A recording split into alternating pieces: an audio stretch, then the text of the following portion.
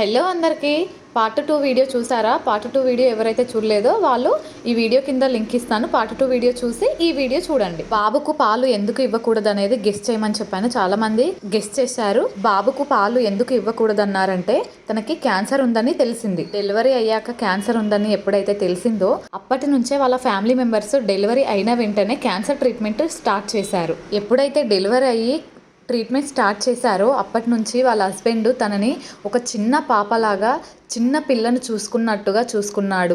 తనతో పాటు తన ఇద్దరి పిల్లల్ని కూడా చాలా బాగా ఏ లోటు లేకుండా చూసుకున్నాడు. వాళ్ళ హస్బెండ్తో పాటు వాళ్ళ అత్తయ్య కూడా సొంత తల్లి లాగానే చాలా బాగా చూసుకున్నారు తనని. అంత బాగానే ఉంది, ట్రీట్మెంట్ బాగానే జరుగుతుంది, వీళ్ళు కూడా చాలా బాగా చూసుకుంటున్నారు. కానీ క్యాన్సర్ మాత్రం తగ్గలేదు. 1 year నుంచి ట్రీట్మెంట్ ఇచ్చినా కూడా క్యాన్సర్ మాత్రం తగ్గలేదంట. డాక్టర్స్ కూడా చెప్పారంట తను ఇంకా బతకదని చెప్పి. డాక్టర్స్ అలా చెప్పేసరికి వీళ్ళు కూడా హోప్స్ వదిలేసుకొని ట్రీట్మెంట్ ఆపేశారంట. ట్రీట్మెంట్ ఆపేసిన 1 week లోనే తను చనిపోయింది. ఈ స్టోరీ యొక్క మోరల్ స్టోరీ ఏంటనేది నేను నెక్స్ట్ వీడియోలో చెప్తాను.